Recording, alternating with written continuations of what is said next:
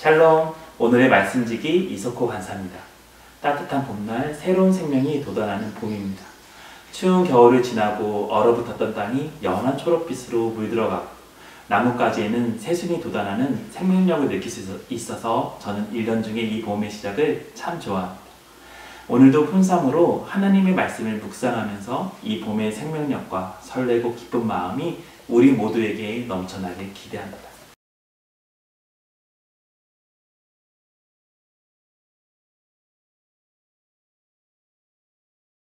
오늘 본문에서 예수님은 제자들에게 사람들이 나를 누구라고 하느냐라고 물으십니다.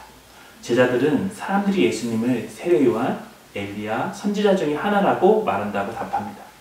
당시 많은 사람들은 예수님을 세례 요한이나 엘리야, 예언된 선지자 중에 하나로 생각했습니다.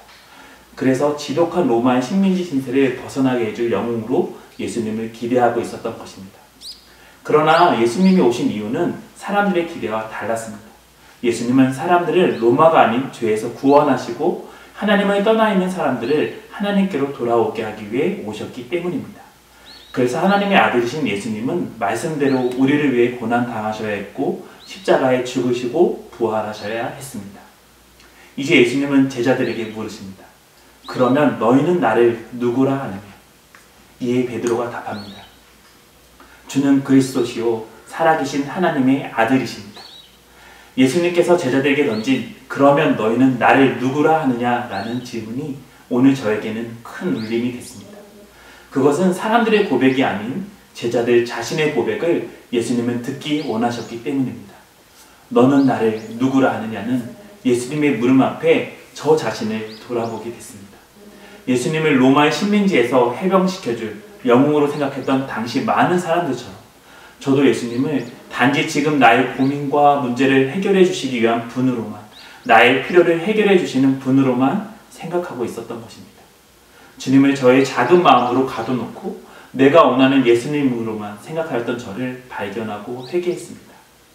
우리 예수님은 살아계신 하나님의 아들이시고 우리의 구원자, 우리의 주님, 나의 구원자, 나의 주님이라고 다시 고백해봅니다. 오늘 예수님은 여러분에게도 물어보십니다. 너희는 나를 누구라 하느냐? 예수님의 질문을 조용히 묵상하면서 진실로 고백하는 시간을 가져보면 어떨까요? 우리의 필요를 들어주시는 분으로만 나의 생각과 나의 욕심을 이루어주기 위한 도구로 마음의 평안을 주는 우상으로 우리 주님을 생각하지 않았는지 주님 앞에 스스로 돌이켜보고 주는 그리스도시요 살아계신 하나님의 아들입니다 라고 다시 고백하고 믿음으로 살아가는 우리가 되길 소망합니다. 베드로의 고백을 들으신 예수님은 앞으로 자신이 많은 고난을 받으시고 장로들과 대제사장들과 서기관들에게 버림을 받으시고 죽임을 당하실 것을 말씀하십니다. 그리고 사흘 만에 다시 살아나실 것을 제자들에게 말씀하시면서 누구든지 나를 따라오려거든 자기를 부인하고 자기 십자가를 지고 나를 따를 것입니다 라고 말씀하십니다. 우리의 믿음의 고백이 예수님이 말씀하신 것처럼 자기를 부인하고 자기 십자가를 지고 주님을 따르는 삶으로 이어지길 소망합니다. 먼저 자기를 부인하고 자기 십자가를 지신 예수님과 같이 우리도 우리를 부인하고 우리의 십자가를 지고 주님을 따를 때 진정한 주님의 제자가 될 것입니다. 죽은 나무는 생명이 없습니다. 죽은 나무는 봄이 와도 새로운 순을 내지 못합니다. 새로운 순은 생명이 있고 살아있습니다. 아무리 작은 나무여도 작은 새싹이어도 생명이 있는 나무는 새싹을 피우고 꽃을 피웁니다. 우리의 믿음의 고백 속에 주님의 생명력이, 주님의 사랑이 가득하길 바랍니다.